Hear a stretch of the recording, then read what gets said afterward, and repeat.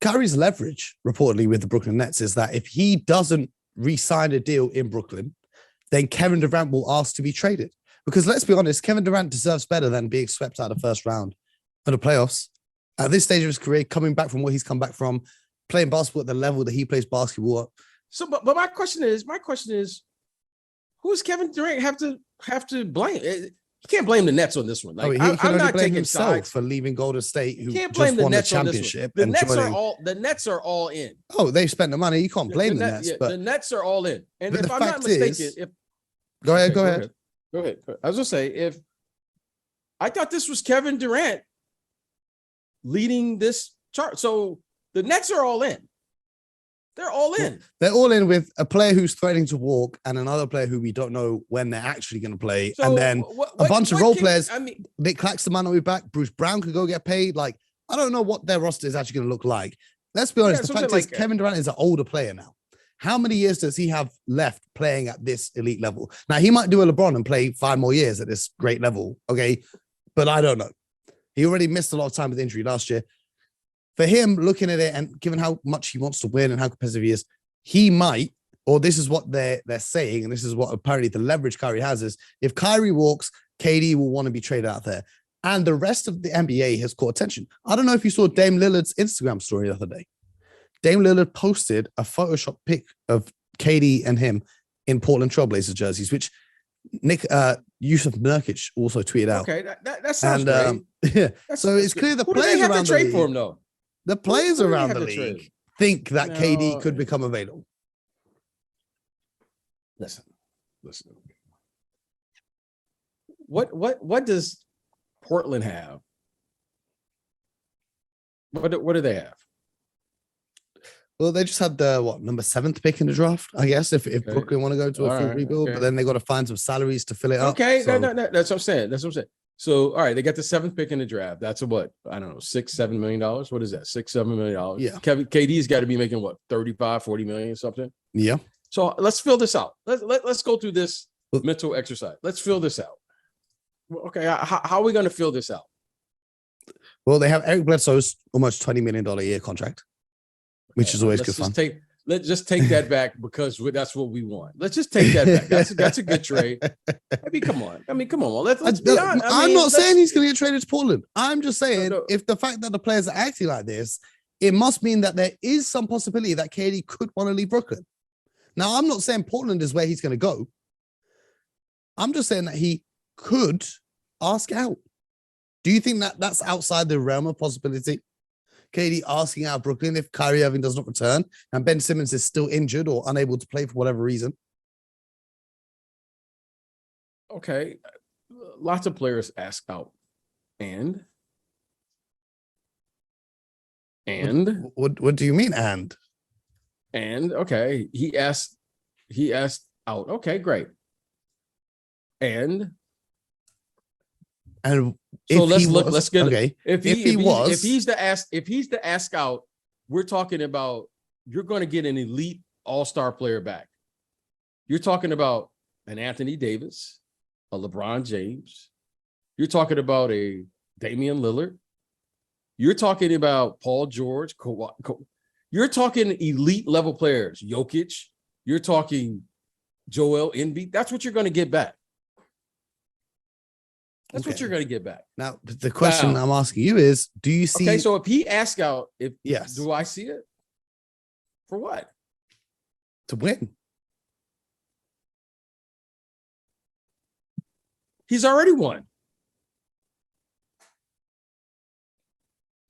To win more? To win on his... Without Golden State, given that everyone was saying so much about Golden State and people seem to think that he cares. Listen.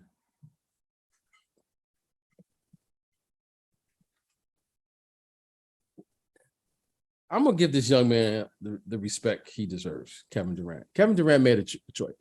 If winning was the sole thing here, right? Mm-hmm. He goes to the NBA Finals 3 times. They win it twice. They probably win 3 times if he doesn't get hurt. Yep. And he wins MVP, Finals MVP. What more? And he's won back to back. What more winning can we do here?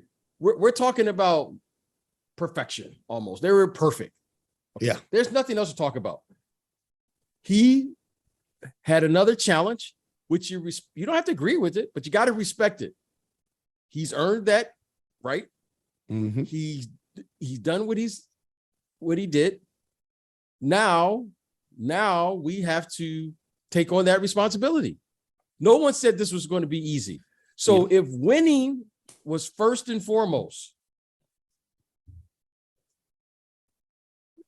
I can't get no better than you go to the NBA Finals 3 consecutive years, you win 2 titles, and you're the Finals MVP.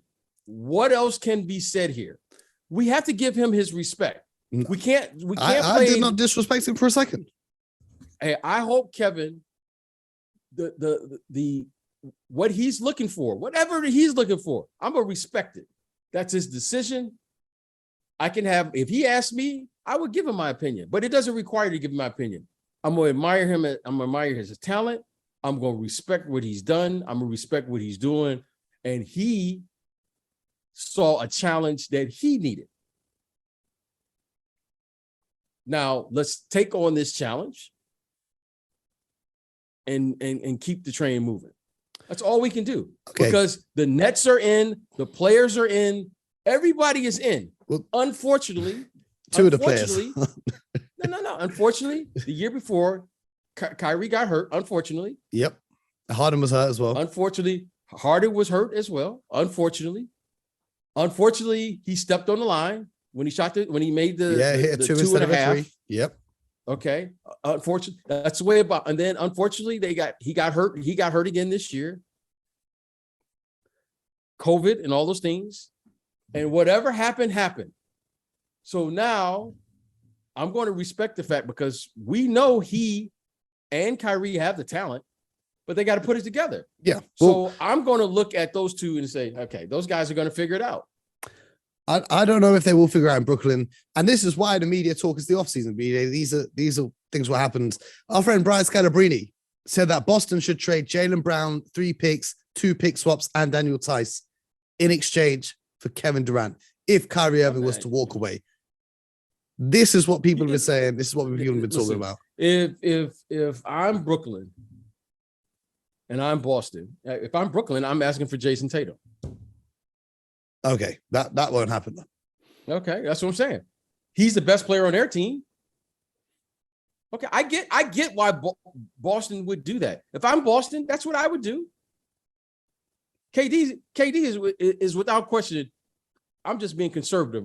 You can shake it, bake it, however you want to do it. He's a top 3 player in the league. So I'm asking for a top 3 player in return. That's a fact. Yep. If they don't have the leverage. That's just good business. That's good. Oh, they have the leverage. He's already signed. They have the leverage.